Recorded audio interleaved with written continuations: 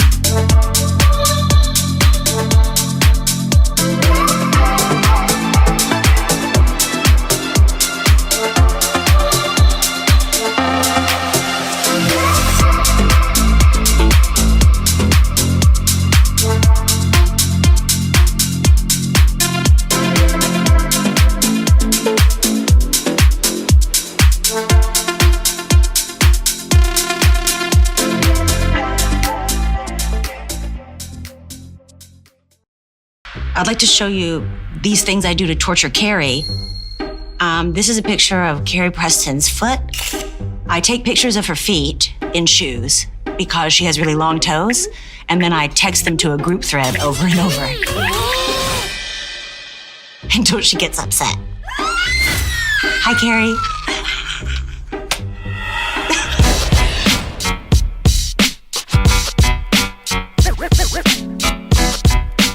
And everybody's got a happy face. Isn't that your new project?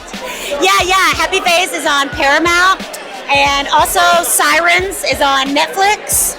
And I just shot a pilot. We're hoping that gets picked up. Great. What's the name of that?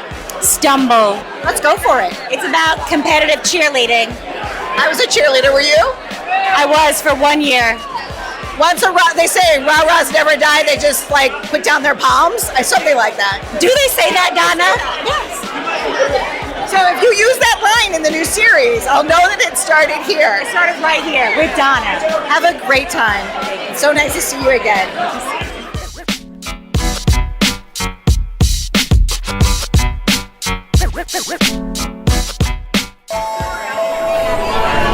Felix, without you, this company would not be what it is today. I'm really gonna miss you around here. We got you a little parting gift. To Felix? Welcome to Augie.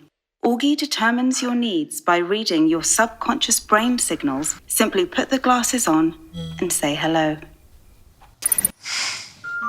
Hey. I wasn't expecting this. Nice to meet you. Likewise.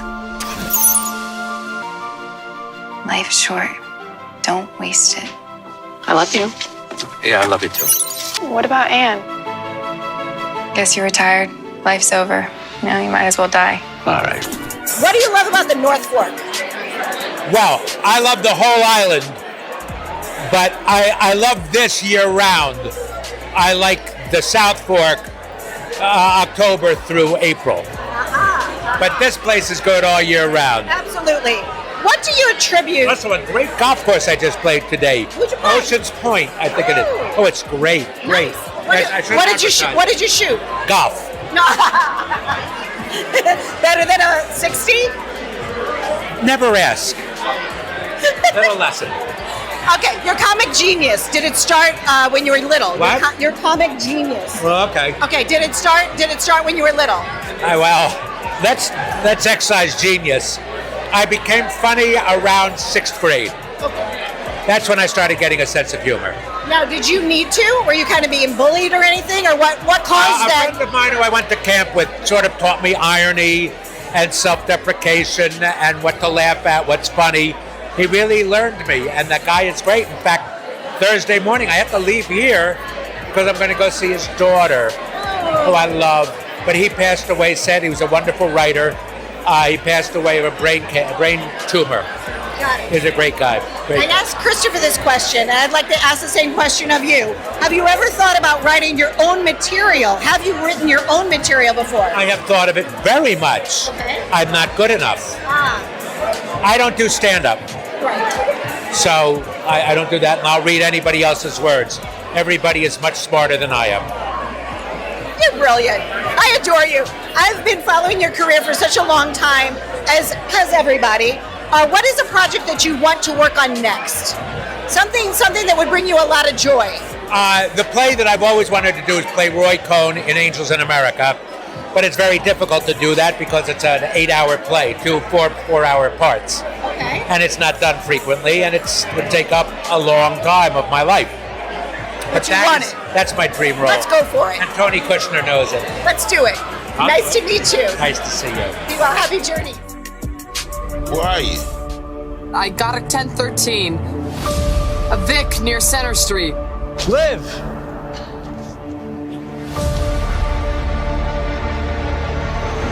Tried to kill her. Tried to kill Kathy. Who's he working for? NYPD. He's the international liaison in Rome.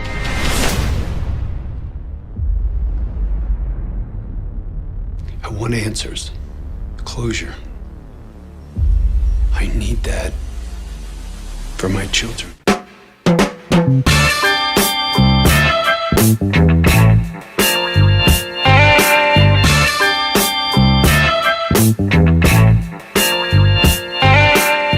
So congratulations. I know you've won a lot of awards in your life, but what does winning the Canopy Award here, being honored by Long Island, matter to you?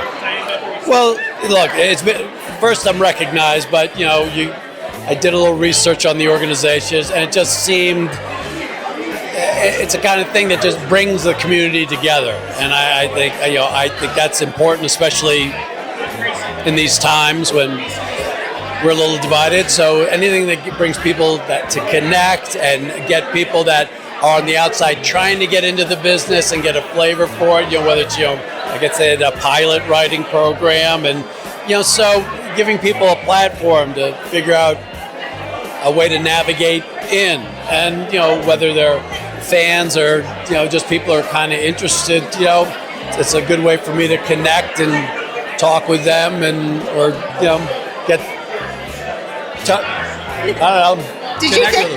Did you think, like when you were growing up, did you have an idea for a TV show? Did you ever try to write your own stuff? Yes. Okay, what did you try to write? I did a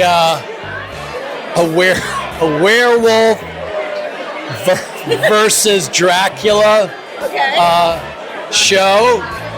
I did I wrote it. I did a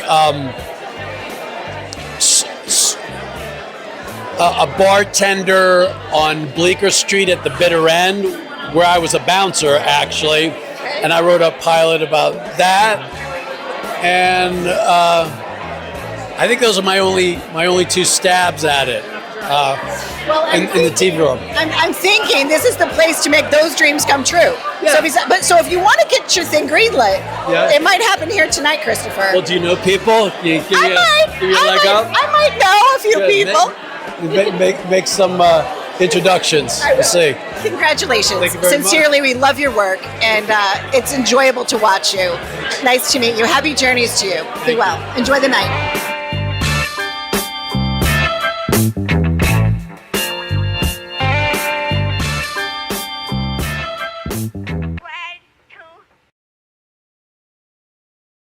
Start the new year strong with Boom Chaga.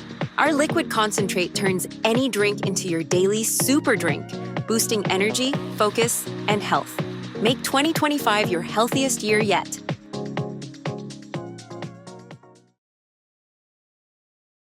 Up next, a family of greatness.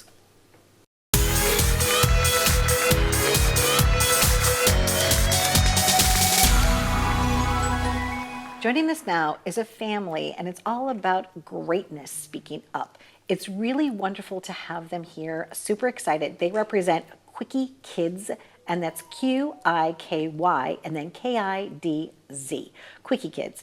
We have LaRon, we have Sharmeika, and we have Miss Anna Louise. Yes. Welcome to the show. How are you? Thank you. Oh, so exciting. So what I was fascinated by is that Sharmeika, you happen to be one of how many children? 12. One of 12. Yes. And you're lucky number 7. Yes, I'm lucky number 7. Okay, Yes. but you also said something about yourself that was a little like not kind about yourself. What did you say? You were the what? No, I really truly believe I'm the black sheep of the family. Now, why is that? Why is that? Okay. I always felt like I was just different. I was just different between other children. We've been around my siblings all my life. Okay. But I'm definitely the black sheep of the family. You are? Yes. Okay. Were you the naughtiest one? Were you always in trouble? I'm the loud mouth. My mother and them will say, "Shut up, Sharmeika, you always too loud. You were laughing, you this and that." You know what I'm saying? But it's the funny part about it is, now that I'm an adult, yes, people love my voice. I'm loud. They want me on the mic. I get people cheering. So the same thing that I was punished by saying shut up, everybody loved my voice. There you everybody go. loved my giggling and making people laugh. So I think of it now as a blessing. So at that time it was a curse. It's a blessing now. Yes, and now you've made your mom proud. Yes. And there's nothing better than making your mother proud, That's right? it. And LaRon, I know that you're married to one another, correct? Yes. So Mr. Boyd, tell us about your involvement with this wonderful brand. Well, we started this a few years back and during the pandemic, and my wife came to me with an idea. So as a husband, I supported her right away. I said, "Hun, do what you got to do. We'll pray on it, and we'll go from there." Mm-hmm. Wow. And we just basically started rolling from day one. And so it's quality in keeping your kids in the zone. In the zone. It's Yeah. quality Right. in keeping your kids in the zone. We don't want children to rush to grow up. Enjoy life as a child. We didn't get that drilled into us when we was younger. But the generation now, Right. they've grown up too fast. Okay. We need them to slow down. Just be a child. You know, so when the Mr. Nosy, right here, our character Mr. Nosy, my husband drew that when he was 10 years old. You did? Yes, but it was, we had to clean it up. Wow, yeah. But what happened was he brought it to me when I had started writing the books. He was like, "Look, I drew this when I was little." I said, "You know what? Put it into what we're doing." Beautiful. And then I said, he's like, "We got to name it." I said, his name is Mr. Nosy. Because Right. these children today are so nosy, and we want them to be nosy in a positive way. Right. So we just kept on going with it. Yes. So people love it because we want children to be able to express themselves. So let them be nosy, let them be curious. But the whole point of them is sit down when they ask you a question, speak to them, give them the answers they're looking for. Now, we were joking a little bit about your upbringing or whatever, but I know how much your mother means to you. Yes. I know that you love your mother. Yes. And what's not to love? So Anna Louise, Miss Anna Louise Davis, you are a family of greatness, and I mean that in all sense of the word. Yes. So you have 12 children. Yes. 48 grandchildren. 48 grands. 76 great-grands. And 7 great-great. 7 great-great-grands. Amazing. Yes. Absolutely amazing. So did you, Miss Anna Louise, did you realize that you were going to have all this love, this big family? Is that something you always wanted? No, because once I was adopted to a couple who had no children. Okay. I was the only one, but I was that little jewel. So they spoiled me rotten. And I got everything that I wanted, things I didn't need. And I was a little fast and bad because they whipped me, but very little and not enough. They were afraid they're gonna hurt me, so they let me just go astray in that way. You felt a little spoiled. And I grew up lonely. Okay. Yeah. So I grew up talking to myself or talking to the pets. I had dogs. The dogs would watch me when I was a baby. They would be in the field with the cotton and whatnot. And they would put a nice clean pallet there and put me on it under the tree. The dogs would sit there and nothing could come near me. They protected you. They protected me. My goodness. Even when I did something or I was one joke I have to tell you. I was riding my tricycle one day. Okay. And I was playing with the dogs and I said, come on lady, catch me. And I looked back to see where a lady was, accidentally ran into the garden fence, flipped over. Oh no, you or the dog? I flipped over the handlebar of the tricycle, and Mama ran and grabbed me to help me up. All the dogs ran around and grabbed her dress hair. They thought that she was going to hit me. Said, I hurt myself, but they were protecting me. They didn't want her to hit me. Wow. That's why she wanted to have so many children. She was lonely. Yeah, so you were lonely. I was lonely. So Yes. now, once I started having the children, they fulfilled that loneliness. And I had one for 7 years without any more. I was having miscarriages. Okay. But I got afraid at that point that if I didn't have more, I would be stuck with one child. Okay. Then after that, thank God, he started You got a dozen. giving me more. You got a dozen. And I went on through to the dozen. You got a dozen. Yes, I did. You got a dozen. And then they came like every 2 years, sometimes 11 months, 12 months. Well, you know what? I do believe that everyone's journey is unique and special. And there's a reason that we all are here on the earth together. And you decided to become an author. Yes. So you wrote a couple of books. Yes. But what was really wonderful about the story when I was reading and researching is the fact that like a miracle happened in your family with your mother and her health and when it got published. So let's talk about these books. So these stand for, once again, it's quality in keeping your kids in the zone. The zone, yes, that's the Qiky Kidz. That's a company. That's the company that we're building. That's separate from my books. I'm author of the books. So, look really brief. During the pandemic, I was suffering from anxiety really, really bad, and the doctor told me I have to figure out a way to, calm myself, put my energy into something else. And my spirit said to me, "Calm down, Sharmeika." Just like that, you're gonna write children's books. I didn't question nothing. I told my husband, I said, "Babe, my spirit of God said, I'm gonna write children's books. Go get me some paper and a pen." He said, "Okay." He went to the store and I started writing. I left the world. My mind left the world. I didn't think about what Trump was doing, nothing. And then he I ended up with 13 manuscripts. My goodness. Yes, and then I just started finding publishers and then illustrating the book, drawing the pictures, sending it to illustrators. Because, at that time, we couldn't leave the house. Right. So it's all internet stuff. And I ended up with my first Congratulations. book, Grandma Has a Mouse in Her House. Yes. And then the message in that book is to treat people the way you want to be treated. Yes, and since we're grandparents, a lot of this stuff is about learning.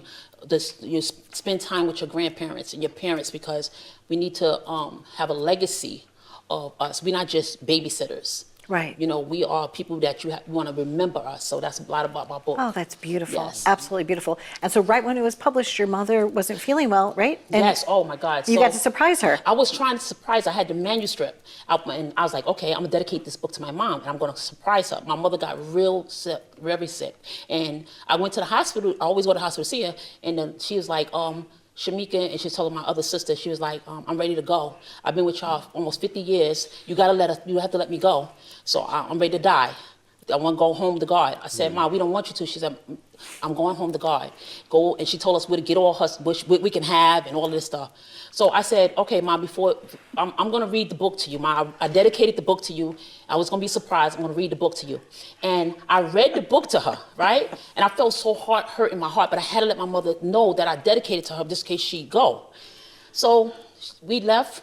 We came back the next day. Yeah. My mother sitting up in the bed in the hospital talking about something. Sharmeika, read that book about the mouse. My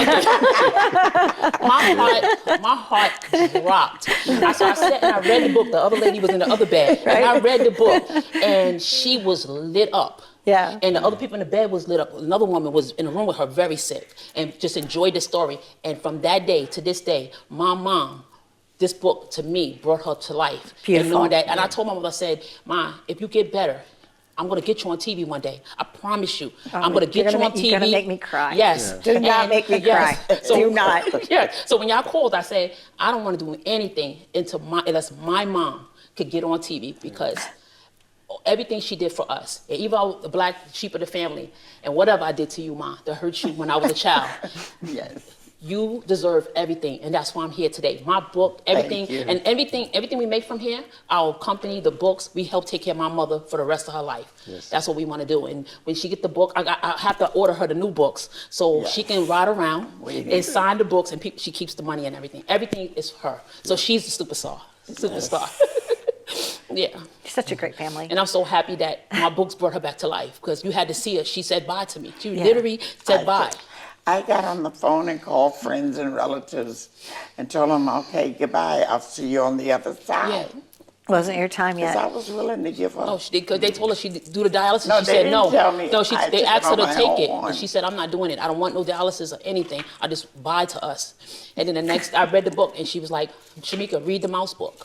And that was it. And she wasn't sick no more from there. A powerful book. That's enough testimony for me. Like, buy the book. Buy the book, right? Yes. Buy the book. It was sincerely a blessing to have all of you here. Thank you for sharing your journey, your life wisdom, your story of your family. I wish you all the best in all the work that you're doing. To all your siblings, to all of your greats, to all of your great-greats. I mean, may we all be blessed with that. Thank you. It was sincerely an honor and a pleasure to meet you. Thank you so much. God bless you. And thank you for introducing me to your mother. Yes. And the world to your mother. Yes. All right. Anna Louise Davis. Anna Louise Davis. All right. And that's a wrap. Be well, everybody. Happy journeys.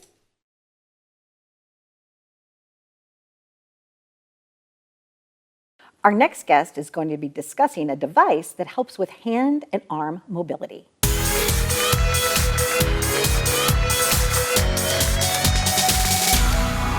Joining us now is Jeff, and he is the CPO of Myomo. Welcome to the show. How are you? I'm good. How are you doing? Good. I asked what a CPO is. What is a CPO? So I am a CPO. We have many CPOs at Myomo. It stands for Certified Prosthetist Orthotist. Interesting. Yeah. And you brought with us a device which is known as the MyoPro. Yes. Okay. Correct. What is a MyoPro? What is this thing? The MyoPro is a myoelectrically controlled arm brace. So what myoelectrically controlled means is essentially we have 4 sensors within the brace that act like little microphones. Those little microphones listen to the muscles in your arm. And the goal is to listen to the muscles, even if that muscle is weak, listen to it, and then turn that into movement. Okay. And a lot of times when someone is injured, right, they're trying to get that mobility back. Mm-hmm. Why does this particular device help with that? Like, what was the reason, I guess, for its creation? Good question.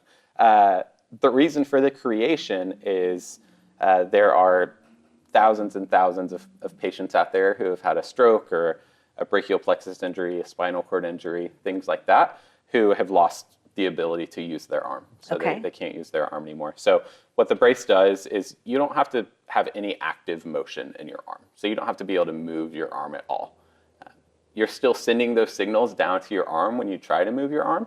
And so our sensors pick that up, and they can translate that nerve activity into movement in our motors. So we have 4 sensors and 4 powered movements. So we can give you powered elbow flexion, powered elbow extension, and then powered open and close of the hand. Okay. Yeah. So sometimes during an injury, right? Mm-hmm. And so it helps, I guess, facilitate physical therapy. Is that correct? Yes. So there's kind of 2 categories of benefits, we can call it. Okay. The main one that we are focused on is function. So we want to give people function back. A lot of the patients I work with have lost their independence, really. There's a lot of burden placed on their caregiver. And so a lot of people just want to be able to use their arm again, whether it's to feed, to cook, to self-care, things like that. And so the primary goal of the brace is to help people get their function back. It does take a lot of therapy to use, a lot of practice and things like that. Okay. So there are therapeutic benefits, but the primary goal is function. That's our So goal. like an occupational therapist might prescribe something like this to be able to help someone. Great question. So we actually have several occupational therapists on staff who work with our patients. So the process is go to your doctor, the doctor prescribes the brace. A CPO, like myself, is the one who provides the brace, and then the therapist, whether it's occupational or physical therapist, are the ones who are providing the follow-up training and practice and things like that. So it's a very multidisciplinary effort is how we describe it. What results have you seen? Have you seen people like it must be so joyous to be able to have this device that's making a powerful difference in the lives of others. It is.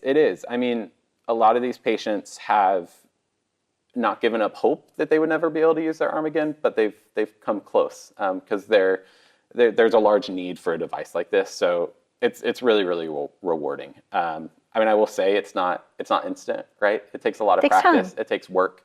But a lot of these patients are willing to put in that work because the benefits can be great. And so I got into this field because my father had a stroke, and so I love working with stroke patients. Yeah, and all of our other patients. No, I understand, but you had a personal strong. We call it here a strong personal why. Yeah. Right. Yeah. So this one is fitted to you. So can you help us with a demonstration so that we can see? And I had asked you if you needed it, but you said no, that they've fitted it for you for demonstration purposes. Yes, correct. And how long does it take from the time that someone gets the prescription till the time they're actually like fitted for a device, and then until the device is theirs? Great question. Okay. A lot of that depends on insurance. As we know, insurance companies, the time there can take some time to get the approvals and things like that. Once we have an approval from insurance, it's usually about a month. Okay. So it doesn't take too long. Okay, well, it's not like a year. No. Right. Okay, Everything's made in the United States. We're based in Boston, Burlington, Massachusetts, and so that's where we fabricate our braces. We're on channel 38 there in Boston. Perfect, I love Boston. Perfect. I do too. Yeah. So what this is actually doing, if I'm reading this correctly, is that the MyoPro is arm and hand device that works by reading the faint nerve signals, right, that come from your brain, from the surface of the skin. It's non-invasive. There's no implants. And it's like small little motors.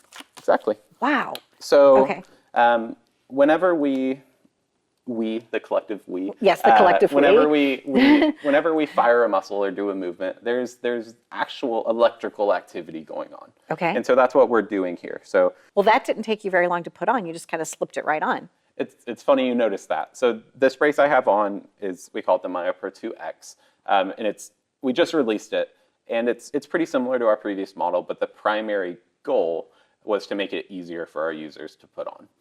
Our users are trying to put on a robotic arm essentially with one hand, which is a challenge. And so there's a lot of features and things built in to make it easier to put on. Lovely. I've also done it once or twice, so that helps. But yeah. So tell us, what is it that it's doing? Great question. Okay. Great question. We'll see it in action a little bit. So this is our control panel here. So this top button means that the brace is on. And then I'm going to click the button just right above the upper arm. And so here, the motor is on, and I'm in what's called biceps mode. So right now I would be practicing with my biceps muscle. So I would tell the patient, all right, I want you to think about doing a bicep curl or bringing some food to your mouth. Okay. And then they bend, and then they relax. Interesting. So it's actually, the device is doing that for them. They're thinking and it's reacting. Exactly. Yep. Wow. Yep, exactly. I'm sorry, but I'm just like, I'm kind of fascinated by this. No, it's fascinating. It is fascinating. Yeah, so whenever we do these movements, there's electrical activity going through our arms. And so a lot of times when I do this, the patient may not have moved their arm in that way for They might have had paralysis. 5-10 years. Sorry, but I'm getting a little teary. Yeah. So, Same. yeah, I see why this is life-changing for someone. It's life-changing. Yeah, it really is. Yeah, it's really fun to work with. So this is the elbow. Right. I can bend and relax. We could do the same thing with the triceps. Right. Or we can go to the hand. And so at the hand, we have what we call a 3-jaw chuck. Okay. And so now I'm thinking about kind of flexing my wrist, bringing my wrist in. It's going to close my fingers, and then I can relax. Was it hard for you not to try to do it yourself because you do have mobility? To just kind of be able to think about it so that it did it. Yeah. Yes. It's a very weird sensation. Yeah. Yes. But so important. Yeah. So important. And it helps me to not relate to patients, but understand a little bit that what they're going through. Yeah, you don't put it on and immediately it feels like part of you. Okay. It takes some time. It takes practice. Yeah, it's absolutely fabulous. So the steps for people to onboard, because I'm sure after people are watching this, they're going to be like, my uncle, my dad, my sister, my brother, my child, they need this, right? So what age? Is it like for 18 and older? Is it like an age restriction on it, or?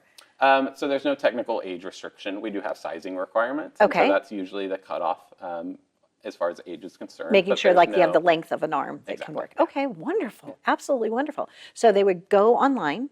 They would then, I guess, put in an inquiry. Okay, and then you guys take it from there. Yeah, we have a whole team that walks you through the process. We have a very multidisciplinary team. We're all about, our primary goal is making sure our patients have good outcomes. That's our goal as a company, really, is to make sure our patients are taken care of, that they're having good outcomes. So they walk you through the whole process, and it's... In all the guests, I'm just going to go there. I think this is the most, it sincerely is the most fascinating thing I've ever seen. It's really wonderful. I know it's going to help a lot of people. If this could help you or someone you love, please go to their website for more. It's Myomo. Sometimes it's fun to grow a garden, but it's even more fun when your friend grows one.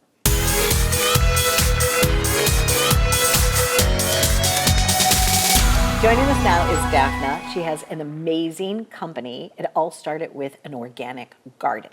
Welcome to the show. How are you? Very good. How are you? Good. How did you learn to choose organic vegetables over just store-bought things that have pesticides? Well, I am from Israel.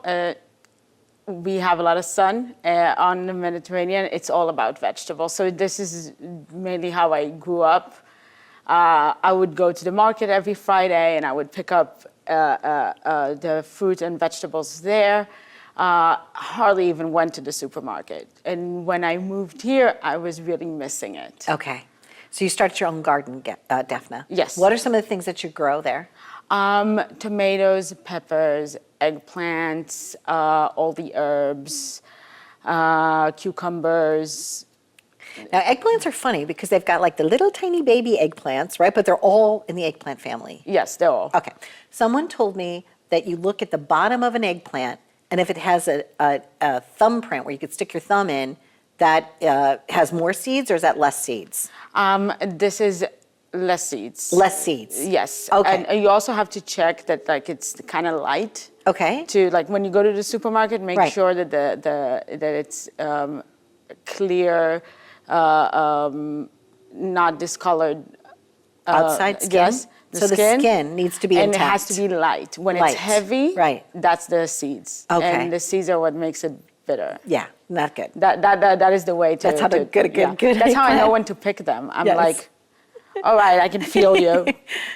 I'm pretty good at making eggplant parmesan, right? I'm pretty good at that now, right? But part of it with working with an eggplant sometimes is that you have to like salt it a little first. You've got to Yeah. have it sweat. You know, eggplant is a funny type of vegetable. Oh, you have to work for it. You do. Yeah, you have to work for the deliciousness, right? Which is why you started this company, which is so nice. It's called Yard to Table. Yes. Right? And you are the chef. Yes, I am. Okay. So therefore, the people that you're feeding don't necessarily have to work for it because you're going to put the work and the love into it for them. Yes, I do it for them. And I love doing it. So one of the nice things, too, is that you could do like a custom party for 10 people, or you could do large weddings for like 100 or 200 people. Yes. But we talked about what you love. I And you love the smaller ones. You do, right? I can let the food speak. Like, you know, weddings is always fun, and it's fun to be on the most important day of their life. But when I can really put myself in every dish, like a cute tasting menu, Okay. that every dish has one ingredient that speaks, is way more fun. Beautiful. So let's say I was going to have a birthday party for myself, and I wanted to invite 10, 20, 30 people over. You would come up with a custom menu with me? Yes, I don't work with like set menus here, pick what you want. I talk to the customer, I see what they like, what they don't like, any dietary restrictions or whatever, and I build it specifically for them. Okay, so it's called Yard to Table. Yes. Super fun. Now, do you come with plates and things, or do we just take things out of the cabinet? Depends. I usually, when it's in someoone's house, when it's in like in a venue, then I bring everything. When it's someone's house, we do like a short video call and they show me what the plates that they have and they want to use, and I just fill up the gaps of whatever needed. What's the most exquisite thing that you make? What's your go-to like signature item? Okay, I really like fish, especially like raw fish, like ceviches and that kind of, especially in the summer like we are now.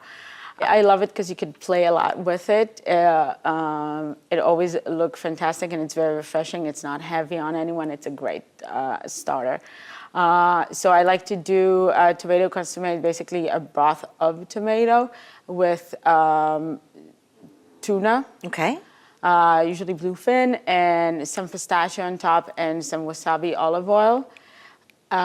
It's so refreshing. It has the umami flavor from the tomato. It's so much fun, and it looks amazing. When people are trying to eat healthy, is that when they also come to you? Yes. Do they like, Daphna, you got to help me out here? I have to say, my food is very healthy. Good. It's really, there's like no sugar, no preserves, everything is made from the yard or from suppliers that I trust. Nothing is like canned or store-bought. So. And again, it's Mediterranean food, which is the healthiest diet exists. Do you find that you're doing like maybe different parties within the whole tri-state area? Will you drive like an hour and a half to go somewhere? Or do you try for sure, all the time. Okay, you're on the. Yeah, I have actually a lot of clients in Long Island or Hudson Valley. There you go. On Saturday, I have something upstate. Okay, great. And what are two? Do you already know what the menu is for that? What are you serving? Yeah, I do know. We agreed on a menu. They do have that tuna dish that we talked. I'm also doing like a Mediterranean tabbouleh salad based on quinoa, fresh vegetables, a lot of herbs, parsley, mint, chives, kind of very refreshing thing. They're gonna have a roast in demi-glace sauce, and they're gonna have salmon in pecan crust and fresh herbs. Can I get invited? Can I be your sous chef for the day, Daphna? I'll ask them.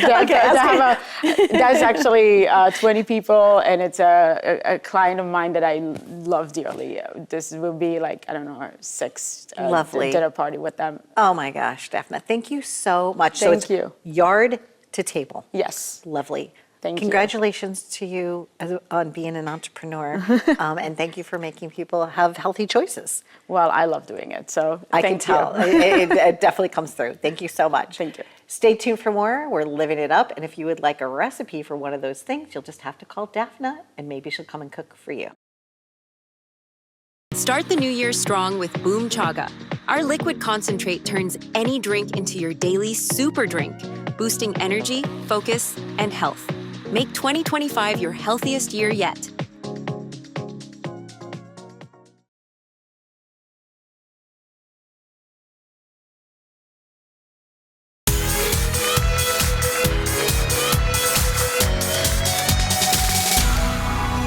here we are today in New York City, and I'm going to be visiting with Qiky and then Chris. We're going to be having some wonderful Georgian food, and stay tuned.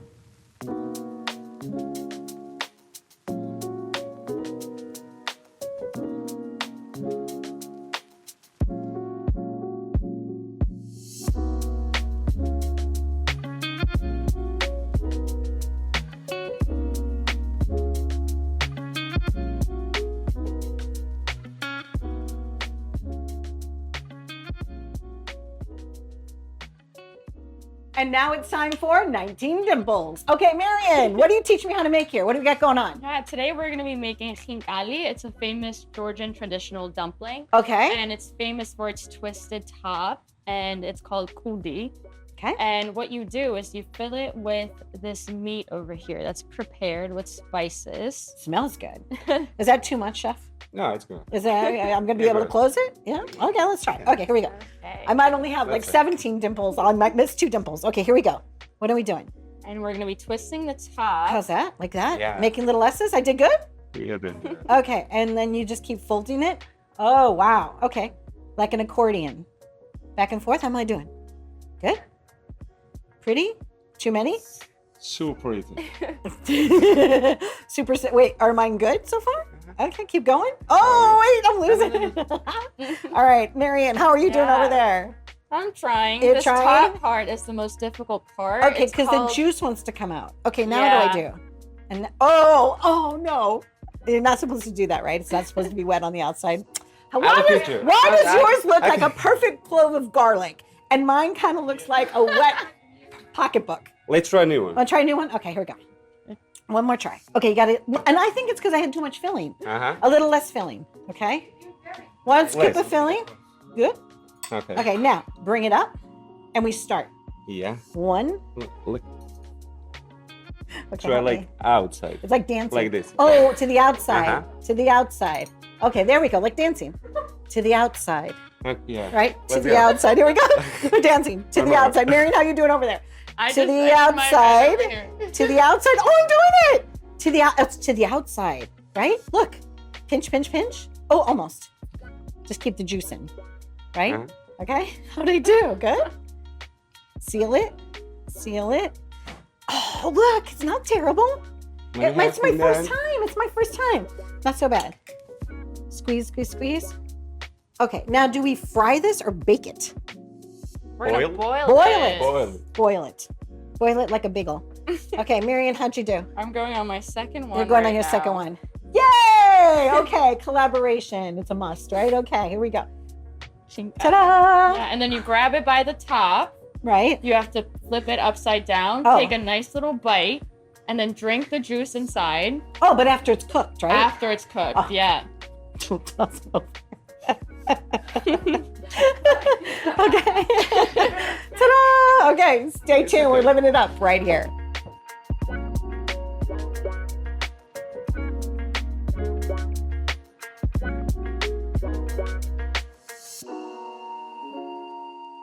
Today we are in New York City and we have been invited to dine at a fabulous restaurant.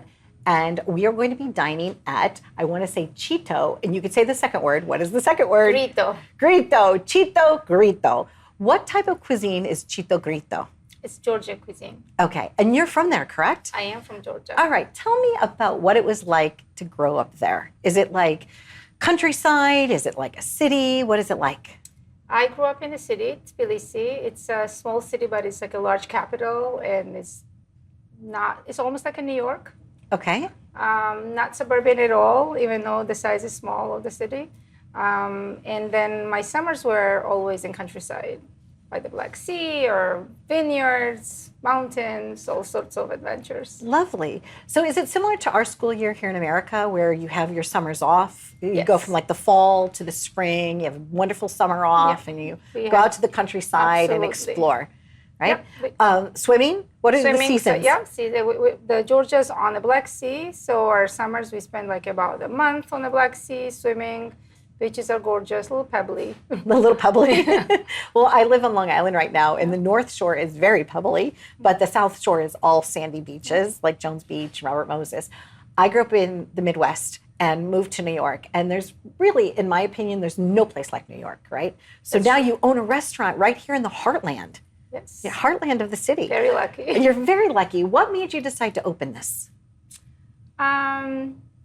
Idea was to share our culture. Okay. Share Georgian culture, share our cuisine. And I think the best way to do it with food and sharing the wines that we have and show the hospitality, which really reflects on our culture and tradition. Where were some of your recipes from? Were they family recipes? Did the chef bring some in? Like, how did you It's decide? mixture. Because you've got quite an extensive menu. There's a little something for everybody here. Absolutely. We have traditional dishes, which are must-have in Georgian restaurants, and then we have other dishes that are more seasonal and local, because the idea of Georgian cuisine is that it's farm to table, seasonal, and regional.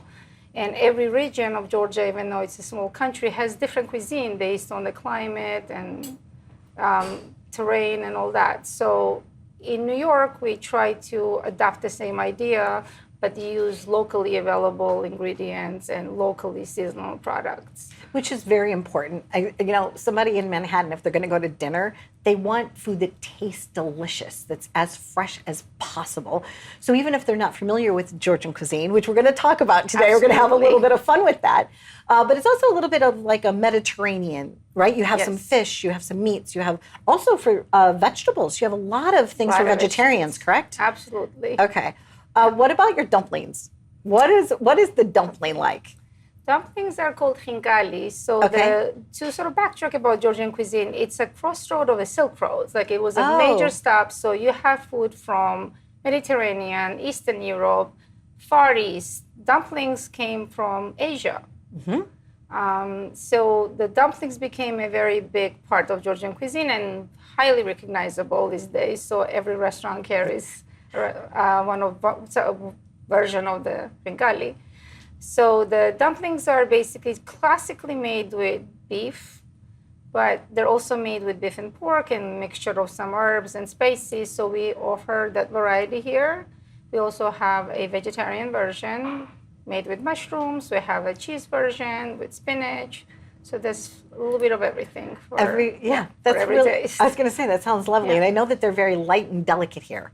Right, so it's not like it's not something heavy. No, so you could come here and still feel like it was refreshing, nutritious, delicious. Yeah, absolutely. In fact, we offer that as a appetizer because you get a couple of dumplings and then you may move on to your main meal. Okay, now speaking of a main meal, something that's a little heavier but hearty and such a comfort food. One of the things that you serve it this way is that it has an egg in the center, and I learned that represents the sun. Is there like a story that goes behind it, like some folklore? Absolutely, yes. It was made in a region called Adjara, and it's by the Black Sea, where fishermen used to go fish. Stories that wives used to make this boat-shaped bread filled with cheese and put a yolk in the middle that represents the sun as a good fortune to their husband. So that the boat would come back. Yeah, absolutely. I understand that perfectly well. Yeah. And then beverages are also important. It's not just the cuisine, but it's also how you pair it with like a fine wine. Georgia is known for their wines. In fact, I believe I read somewhere, and I could be wrong, but that was like the home of wine. Is that true? Yeah. Okay. One of the oldest, the oldest vineyards ever are in Georgia. Yes, Georgian wine tracks back 8,000 years. Okay. So far, we are the oldest country in the world that made wine. And there's a very big cultural aspect to the wine. Wine's not just for drinking, but it also represents who we are. And it helped Georgian culture sort of survive through centuries by clinging to this winemaking process and growing the grapes, and became something that part of Georgian dining cannot happen without wine. But it's always the traditional Georgian orange wines, which in Georgia we call it white. Okay. Because these are really white wines, but they're made the same way as they used to be made many, many thousand years ago, and gives the color, and that's why it's an orange wine. So orange wines are generally part of any dining experience in Georgia. Joining us now is Chris, and we're going to be discussing a little bit more about that orange wine. So tell us about that. So I first encountered orange wine when I went to Tbilisi for the first time. And what I discovered about it, which was so unique for me, it was completely hangover proof. The more you drank, the less it hurt the next day. Interesting. I did a good job on it, and I got to tell you, it is absolutely hangover proof. How is owning a restaurant very similar to the world of acting, where everything's theater? Is being here at the restaurant much like that? Well, I mean, you need to be on at all times because it's hospitality forward. So you need to embrace the guests, especially for Georgian culture. Hospitality is next to godliness. A guest is considered a sign from God, essentially. What's one thing that you feel that you want everyone to know about Georgia? You know, like if Georgia's on your mind, that's really about the state. Yes, hospitality. Yes. That's funny, yes. Hospitality, Georgian hospitality absolutely leaves a mark on anyone and everyone. If you ever go to Georgia, when you come back, that's the one, if the one word needs to describe your experience, would be the hospitality. When you are dining out with clients, right, and you're bringing someone out, is this also the type of restaurant that you could do that? Can you do corporate dining, family dining? Like, what's the atmosphere like, Chris? I think you can. We have a lot of repeat business, so I only go to restaurants that recognize me when I go back and forth, and I think that we offer that same sort of guest experience. We get to know the clientele, and we embrace them when they come back and they want to entertain here. What's one of the best celebrations you've had here? We had a wedding here about a year and a half ago, and they wanted to celebrate here because they liked our cuisine and they liked our ambiance, so we shut the entire restaurant down, and it went on for about 9 hours. It was a long day, truth be told. Fabulous. So you don't mind those types of special requests? No, not at all. Besides dining in here and having special events, I heard you also do catering. How does that work? We did a 250-person wedding at the Ukrainian house, and it was an incredible experience. It was a lot of hard work, but it was an amazing event. It was well received. Everyone liked it. They're long-standing customers. They come back often when they're visiting New York, and we also do a lot of catering with the consulates in New York City as well. Fabulous. I can't wait to dine. What's one thing on the menu that we have to try? I would say the dumplings, which tie into the hangover cure that is probably the best in the world. Thank you so very much, Chris. It was lovely to be here with you. Lovely to be here as well. Thanks so much.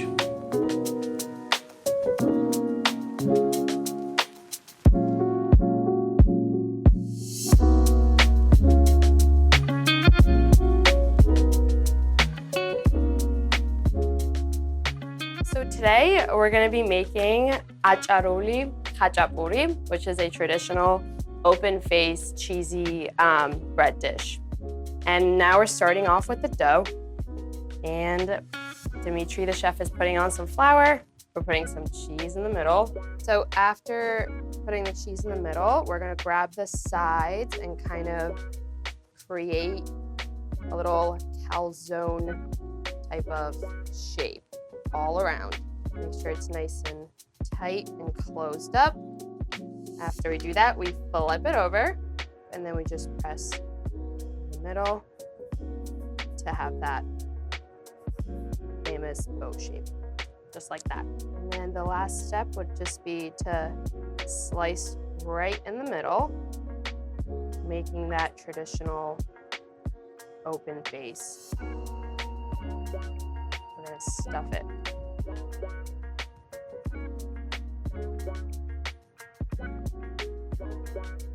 Everyone makes it, in different shapes. This is the final look before it pops into the oven. They're all different.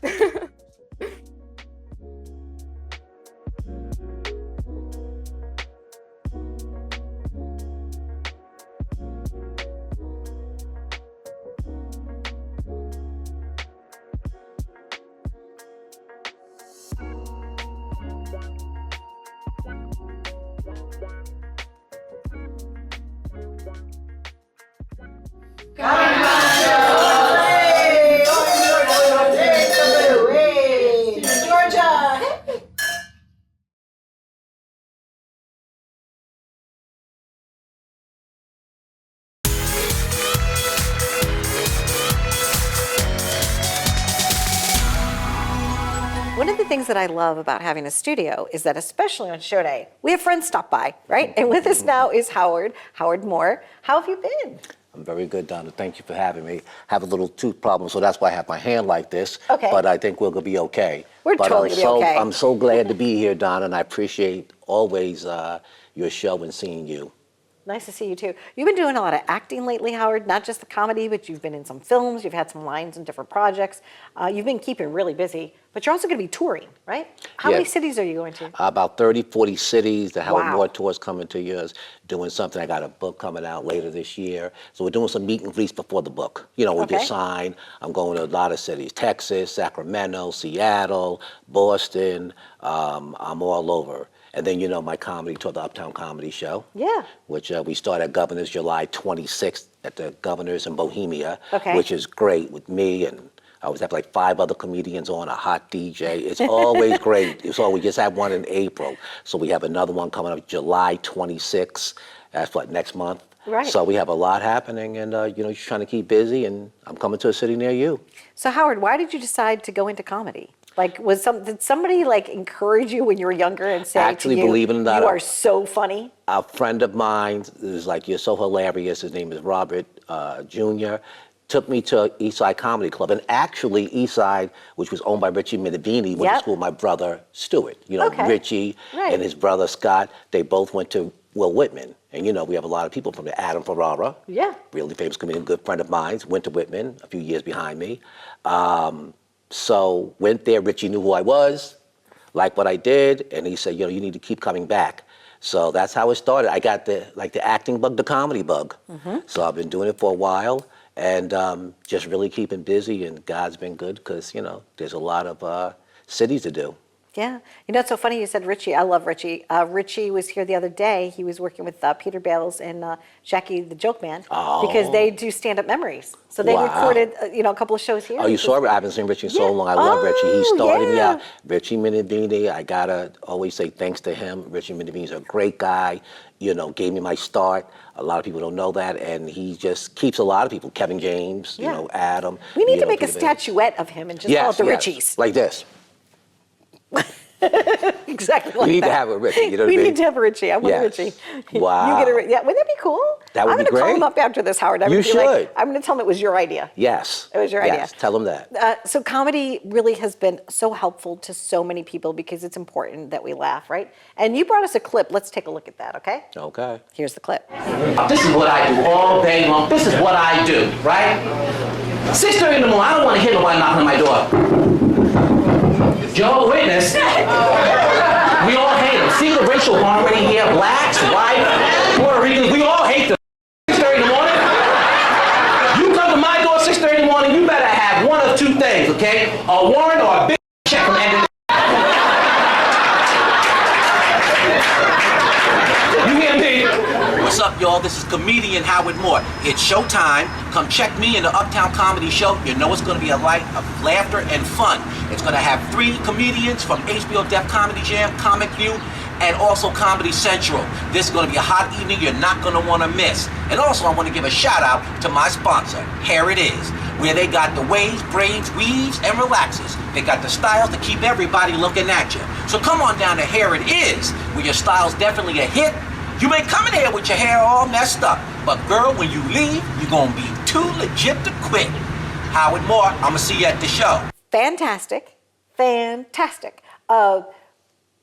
You're going to be going on the road, right? What is your go-to favorite snack?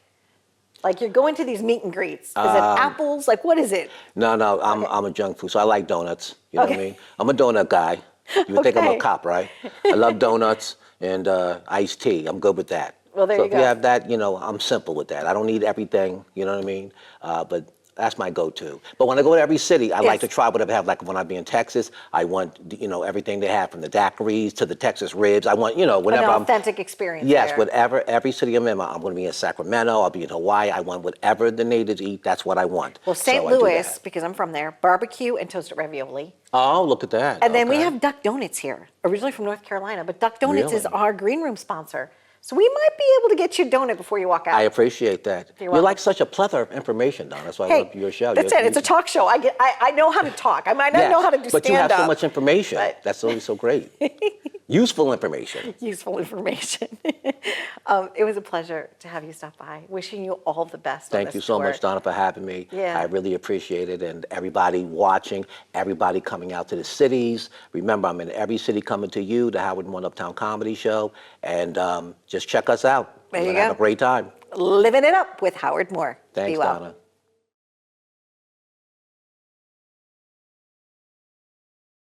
This is Donna Drake. Happy journeys.